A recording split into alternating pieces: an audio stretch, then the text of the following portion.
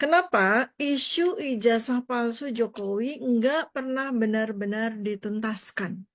Kenapa selalu muncul, lalu lenyap lagi, muncul lagi, lenyap lagi? Mau tahu jawabannya nggak? Karena ini bukan isu biasa. Ini senjata politik yang disimpan. Lihat ya pola permainannya. Ijazah palsu ini bukan rumor pinggiran. Sudah masuk gugatan hukum, sudah masuk debat publik, bahkan sudah disuarakan oleh para akademisi dan para aktivis. Tapi, kenapa semua elit politik diam? Kenapa nggak ada satupun elit yang berani buka semuanya? Kenapa?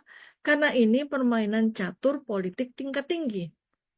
Isu ini bukan untuk hari ini, tapi disiapkan sebagai senjata tunda. Kalau Presiden Prabowo menang dan Jokowi tidak tunduk, tetap cawe-cawe dalam pemerintahan, tetap menggalang kekuasaan, atau diam-diam sedang bermanuver untuk Gibran, maka satu kartu ini bisa jadi alat tawar. Dan jika Jokowi terlalu ikut campur, game over. Soal ijazah akan dibuka terang benderang. Sahabat detektif semuanya, ini bukan teori konspirasi. Ini strategi tekanan elit terhadap elit. Di dunia kekuasaan, yang nggak punya senjata akan jadi pion aja. Sekarang, saya jelaskan bagaimana kaitan ramainya isu ijazah palsu Jokowi ini dengan permainan strategi politik paling canggih di Indonesia saat ini. Jika kita menghubungkan isu ijazah palsu Jokowi dengan permainan strategi politik paling canggih di Indonesia saat ini, maka kita bisa melihatnya sebagai sebuah senjata politik tersembunyi yang bisa digunakan dalam momen tertentu yang paling tepat. Mari kita bedah kemungkinan ini lebih dalam. Isu ijazah palsu sebagai senjata tunda. Ini bukan isu baru kan? Udah 10 tahun, tapi mengapa sekarang kembali menguat? Pada heran kan? Ini bisa jadi tanda bahwa ada pihak yang sengaja membiarkan isu ini hidup di bawah radar sebagai senjata politik yang bisa digunakan ketika diperlukan. Jika isu ini terbukti secara hukum, maka Jokowi bisa didelegitimasi yang berdampak besar pada warisan politiknya, termasuk posisi Gibran sebagai wapres. Siapa yang paling diuntungkan jika Jokowi didelegitimasi? Jawabannya, Presiden Prabowo. Presiden Prabowo bisa menggunakan isu ini untuk menekan Jokowi dan Luhut.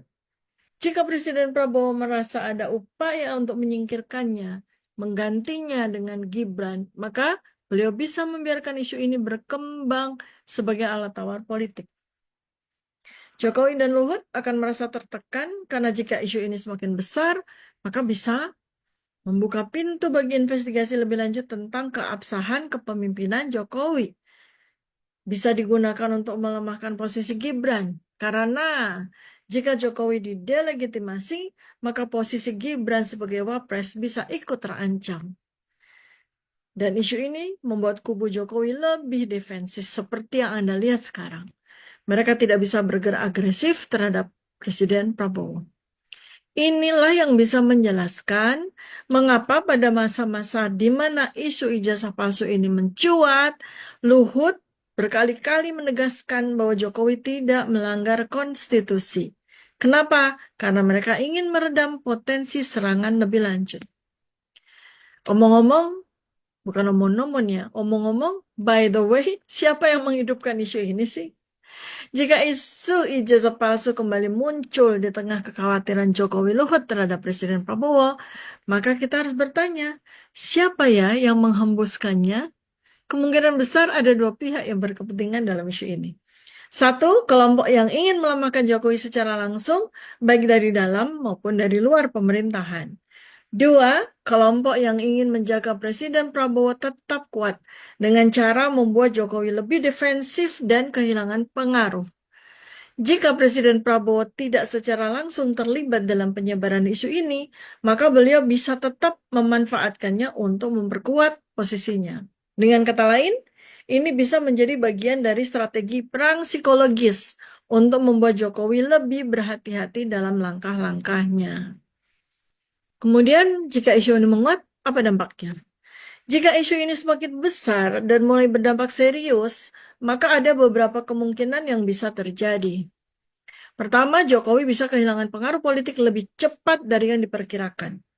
Jika masyarakat mulai percaya bahwa Jokowi tidak sah sebagai presiden, maka ia akan kehilangan legitimasi di mata publik. Ini bisa membuat banyak loyalisnya mulai berpaling ke Presiden Prabowo sebagai kekuatan politik baru. Dan ini akan menjadi domino efek, akan menjadi multiplier efek. Kedua, Gibran bisa terancam secara hukum dan politik. Jika ada konsekuensi hukum dari kasus ijazah palsu ini, maka Gibran bisa terkena dampaknya. Bahkan pada masa-masa bulan-bulan awal dia menjabat sebagai wapres. Ini bisa membuka peluang bagi perubahan susunan kekuasaan di kabinet dan pemerintahan. Kemudian, Luhut bisa kehilangan pengaruh dan menjadi sasaran berikutnya. Jika Jokowi terkena serangan ini, maka Luhut sebagai tokoh utama di balik Jokowi bisa menjadi target berikutnya. Jika Luhut melemah, maka Presiden Prabowo bisa dengan mudah menggantikannya sebagai pemegang kendali penuh di pemerintahan selama 10 tahun terakhir kemarin. Semua ini bisa terjadi tanpa Presiden Prabowo harus bertindak secara langsung.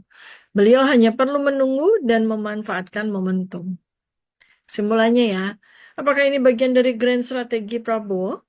Dari semua indikasi yang ada, kemungkinan besar ya, Presiden Prabowo at least sudah mengetahui skenario ini jauh sebelum publik menyadarinya. Jika isu ini semakin besar, Presiden Prabowo bisa tetap diam, membiarkan opini publik berkembang, menjadi organik berkembangnya secara alami, lalu akan bertindak di saat yang tepat. Jika Jokowi merasa terancam bersama dengan kroni-kroninya, mereka akan lebih berhati-hati dalam langkah mereka terhadap Presiden Prabowo.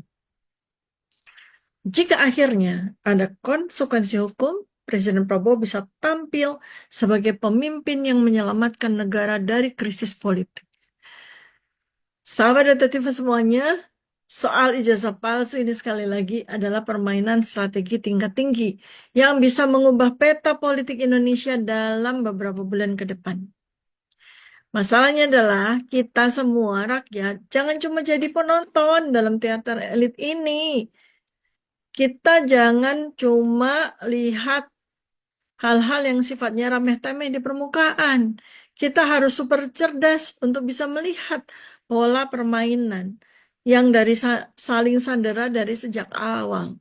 Wake up, bangun. Kalau kita nggak menguasai narasi, kita tidak mengerti, kita tidak cerdas berpikir, kita akan terus jadi objek permainan politik tingkat tinggi.